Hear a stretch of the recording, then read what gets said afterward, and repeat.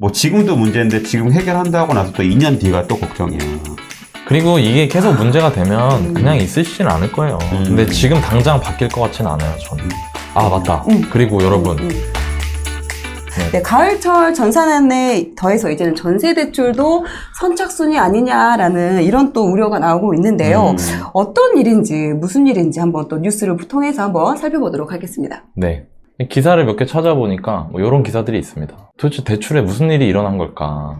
집단 대출이라는 거는 아시겠지만 청약을 받은 분들, 수분양자 분들이 입주하실 때 잔금 대출을 일으키는 거 이제 집단 대출을 하는데 그 집단 대출을 갑자기 규제를 한다. 그러면서 입주 때 다 돼가지고 지금 이거 규제하면은 우리 지금 뭐 입주하지 말라는 거냐. 지금 이런 거예요. 또 다른 거 찾아봤더니 전세계약금 날리고 지금 월세 나앉을 판이다. 이건 뭐냐면 전세대출이 되는 줄 알고 전세계약을 해놨더니만 전세 잔금 치를 때 갑자기 전세대출 안 된다는 거야. 저 못 구하니까 그러면 계약이 파기가 되는데 그 임차인 귀책사유니까 임차인이 배액배상 계약금을 못 돌려받으면서 돈도 못 받는데 지금 갈 데도 없어. 그러면 월세로 나앉아야 되냐? 지금 이거거든요.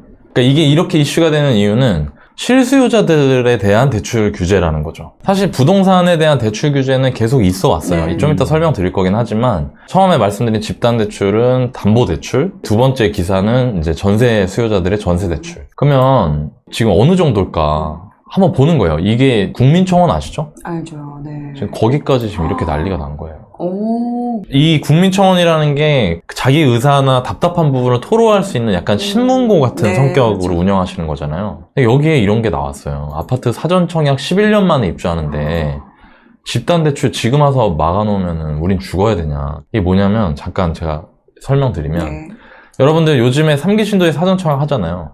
사전청약이 처음이 아닙니다. 옛날에 이전에도 MB 때도 있었어요. 11년 만에 입주. 2010년에 이게 어디냐면 하남 가밀지구. 2010년에 사전청약을 해서 됐어요.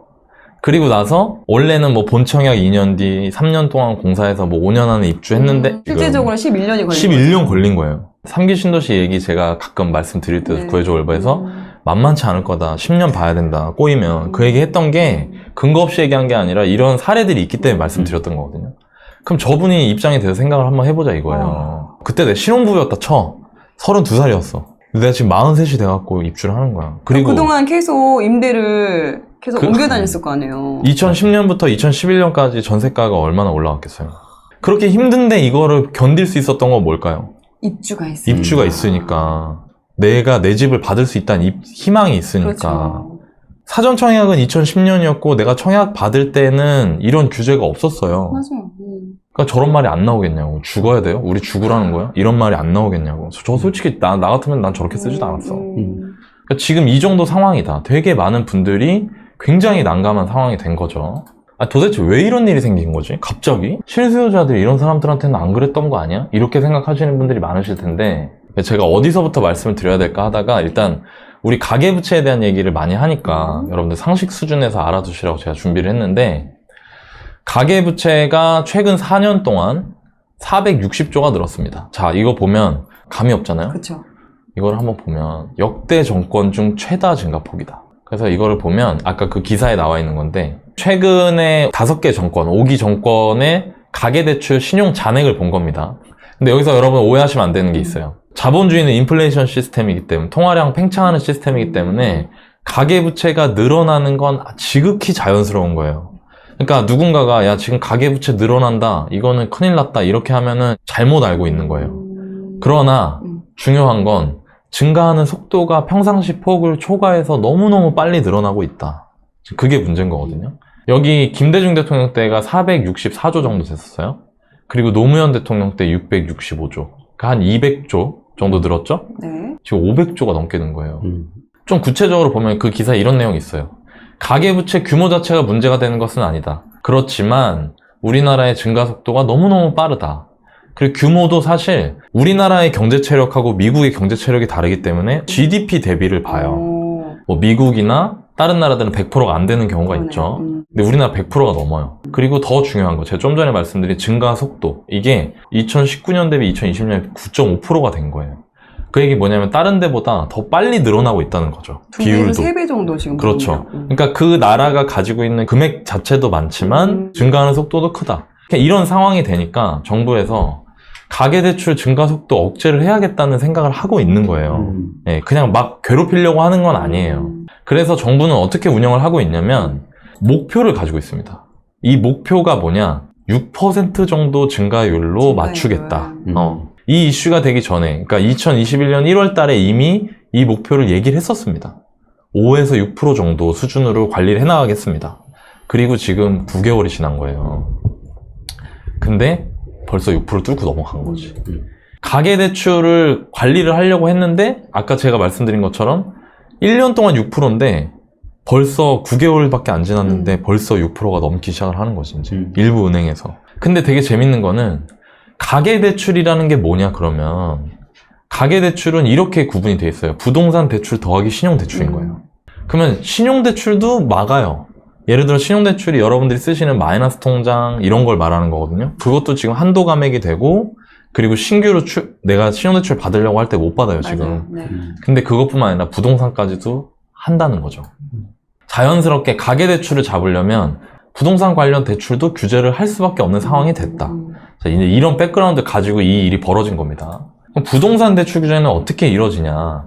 부동산 시장에 참여하는 사람들은 저 두 사람 중에 하나입니다.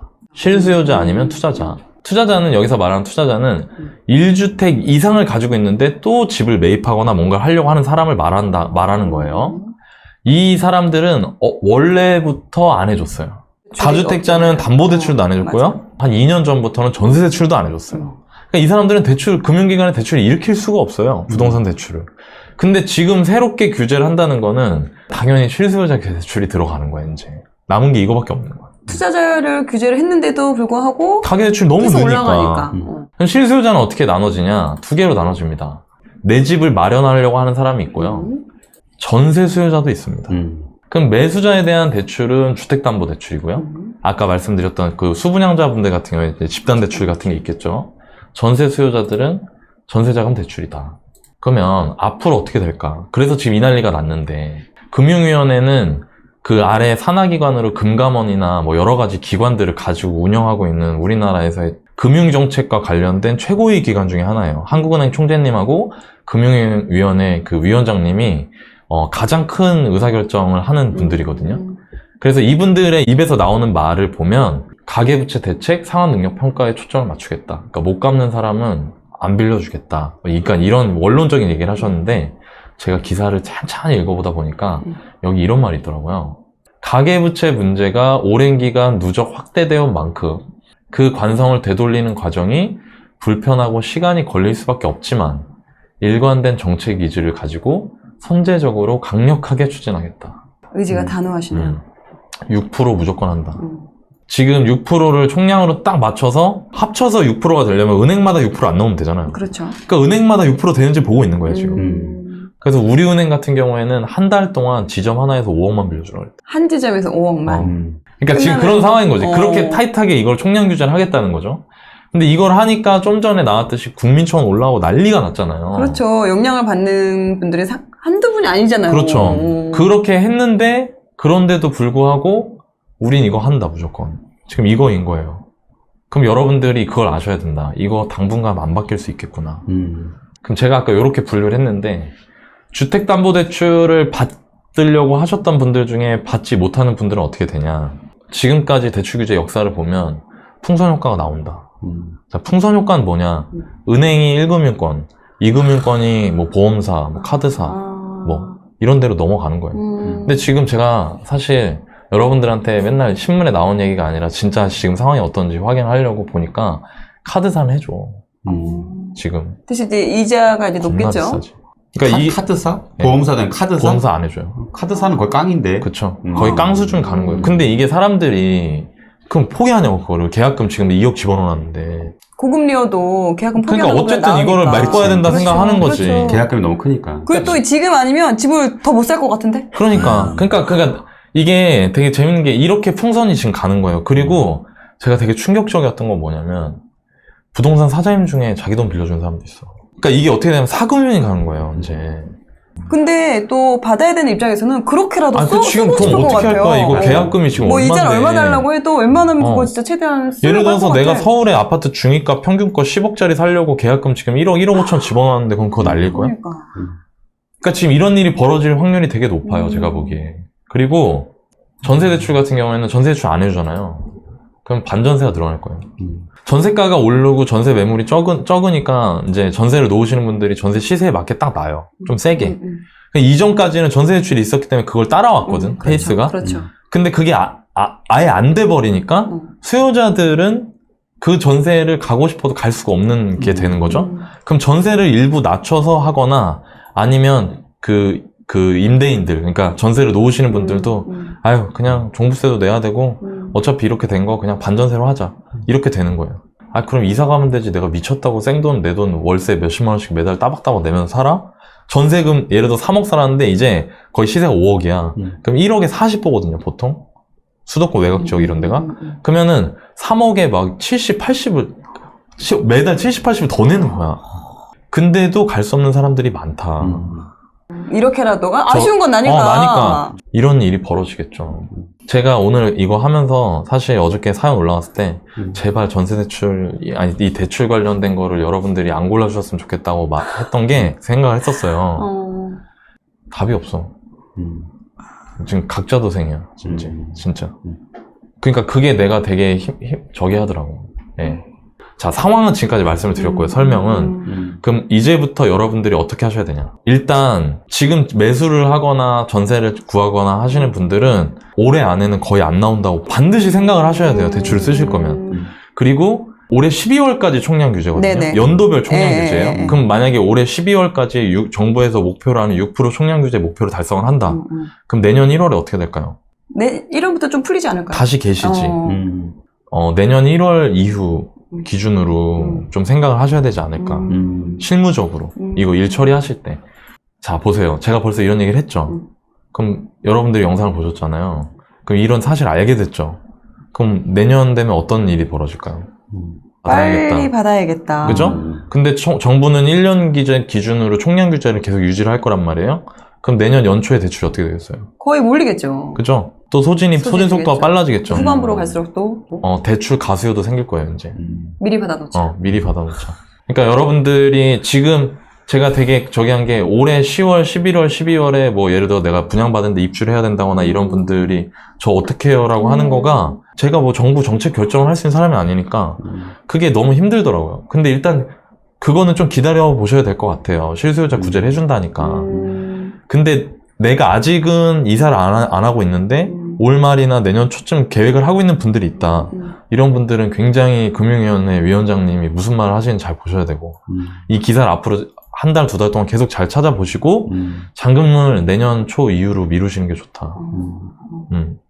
그렇게 대응을 해나가셔야 될 것 같고요. 마지막으로 옛날에는 집을 고르는 기준이 내가 뭐 살 곳, 뭐 교통, 뭐 우리 아이 학교 이런 거였는데 지금 시점에서 집을 사고자 하는 사람들이 많은 상태라면 그때 사람들이 먼저 갈 곳은 교통, 학군 이거보다 대출이 나오는 곳일 확률이 높다. 대출 여부로 또 주거지를 선택을 해야 되는 상황이 될 수도 있다. 그러니까 그런 부분까지도 여러분들 내 집 마련이나 또 전셋집 구하시는 마련하시는 데 있어서 전략 활용을 좀 알아두시고 하시면 좋을 것 같다. 실수를 위한 진짜 대책이 나오겠죠. 그리고 이게 계속 문제가 되면 그냥 있으시진 않을 거예요. 근데 지금 당장 바뀔 것 같지는 않아요, 저는. 맞다. 그리고 여러분들 중에 가끔 전세대출 안 나온다, 신용대출을 해야지 이런 생각 하시는 분도 있거든요. 근데 신용대출도 많이 한도로 줄였잖아. 할 수 있죠. 그렇기 때문에 뭘 주의하셔야 되냐면 10월, 11월, 12월에 신용대출 만기 돌아오시는 분들 있죠? 네. 근데 내가 예를 들어서 이삿집 잔금이 1월이야, 내년. 그래서 계약을 해놨어, 지금. 근데 전세대출이 안 나온대. 그럼 신용대출로 해야지라고 생각하고 계신 분도 있을 수 있거든요? 그분들 빨리 확인해 보십시오. 은행에 전화하셔서. 대출 그거 그대로 나올 수 있는지. 그러니까 이 걱정이, 나연님 얘기한 것 중에 걱정이 뭐냐면, 내년 대출이 된다고 은행에서 어떻게 그렇죠. 얘기를 하겠어. 못 하죠. 네, 맞아요. 그러니까 사람들이 그러면 내년 계약을 1월, 2월 미루겠다. 근데 원래 사실은 연말에는 원래 대출이 잘 안 돼요. 원래 잘안 돼요. 은행마다 아까 말한 것처럼 한도가 있었고 그 한도에 따라 나가는데 올해가 좀 유난히 좀 소진이 빨랐던 거야. 왜냐면 사람들이 와 저금리고 지금 이걸로 뭔가 해야 되겠다라는 게 있다 보니까 시중에 돈이 많이 풀린 거고 네. 이제 그러다 보니까 지금 좀 이런 일이 좀 있었던 부분이 있는 것 같아요. 근데 지금 조금 저는 사실 아까 나님 말씀하신 것 중에 전세를 구한다고 하면은 빨리 지금 대출을 알아보는 게 가능한 은행도 분명히 있을 거야. 그래서 빨리 전세가 올해 말에 아니 내년 초에 이렇게 있으신 분들은 빨리 구하는 게 낫지 않을까라고 생각이 들어요. 그리고 아니면 이제 반전세로 가야 될 확률이 좀 낮지 않을까. 그리고 요새 저도 이제 이것 때문에 부동산 전환해봤는데 몇 년 사이에 전세가가 많이 올랐잖아요. 네. 그러니까 원래는 전세가가 뭐 5억이었으면은 되게 신기한 게 5억에 100 이렇게 나왔더라고. 반전세가 반전세로. 되네. 그러니까 약간 조금 근데 오히려 실수요자들은 진짜 조금 너무 힘들죠. 그쵸. 약간 좀 부담이 커지는 게 아닐까 이런 생각이 들더라고. 여러분, 이거 하나 말씀드려야겠다. 네. 지역마다 전월세 전환되는 금액들이 있어요. 그러니까 1억에 얼마 이게 있어요. 어느 동네는 1억에 30, 어느 동네는 1억에 40 이런 게 있거든요. 무조건 전세만 고집하지 마시고 반전세 물건도 일단 한번 보세요. 그게 더 이익이 될 때도 있어요, 이제. 금리가 올라와서. 그러니까 뭐 예를 들어 1억에 30이다. 그러면 30이면은 1년이면은 360이잖아요. 그러면 내가 전세 대출 금리가 3.6%를 넘어가면은 그냥 그 반전세가 더 난 거예요. 그러니까 그 반전세까지 같이 보시는 게 나을 것 같다. 네, 그렇게 말씀드리면 될 것 같습니다. 근데 사실은 저도 항상 얘기하는 게 뭐 정책이나 이런 거 가지고 정부에서 잘 하시겠지. 네. 근데 중요한 거는 우리는 대응을 해야 되는 그렇죠. 거니까 아까 말한 것처럼 빨리 좀 약간 구하는 게 좋을 것 같고 이것 때문에 저는 단기간에는 전세가 조금 떨어질 것 같아요. 왜냐하면 또 집주인도 사실 근데 그런 게 있어. 내가 만약에 돈이 없으면은 이제 사실 좀 이거를 또 이렇게 약간 낮춰주기가 어려울 수도 있거든. 그렇죠. 그러니까 사실은 그래서 만약 그러면 사실 본인 이사를 가야 되는 상황이니까 그러니까 좀 약간 반발이 되게 심할 것 같거든. 엄청 지금도 되게 심해요. 사실. 그러니까 유지하기 어렵지 않을까? 근데 이제 길게 봐서는 사실 만약 이 정책이 막 공급 물량이 되게 많아가지고 전세가가 떨어지는 시기에 이렇게 했다고 하면은 그렇게 될 것 같은데, 근데 지금 이제 입주 물량이 많지 않잖아요, 사실은. 내가 애기가 학교 다니는데 어떻게 이사를 가? 애가 못 가요. 그러니까 그러면 사실은 다시 또 잠깐 지금 집값도 그렇잖아.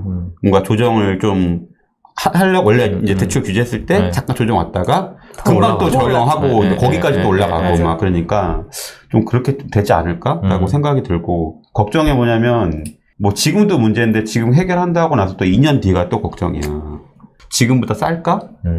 나중에 2년 뒤에 더 올라가는 전세 때문에 힘들어하지 않을까? 그렇죠. 그리고 정부에서는 막 이것저것 고민을 많이 한 것 같아요. 왜냐면 그전에는 이제 다주택자들이 집값을 올리는 거라고 얘기를 했고, 거기에 따라가지고 이제 규제를 많이 했고, 근데 그럼에도 불구하고 이제 집값이 올라가니까, 이제 실수요자들이 많이 참여를 하게 되니까, 또 실수요자 대출 규제를 했고, 그러니까 실수요자들 이제 대출을 많이 못하는 상황이니까 이제 전세 끼고 사두는 상황인데, 사실 그 높은 전세가를 못 잡으면은 계속 그렇게 전세 끼고 사두는 전략이 가능한 거거든. 그렇죠. 그러니까 그런 부분들을 막으려고 한 건데 정책 위반하시는 분들도 고충이 있으시겠지만 이게 더 많은 사람한테 좀 약간 힘든 부분이 있지 않을까라고 항상 걱정이 돼요, 사실은. 그리고 이 실효성이 얼마나 있을까 그런 부분들 걱정이 돼요.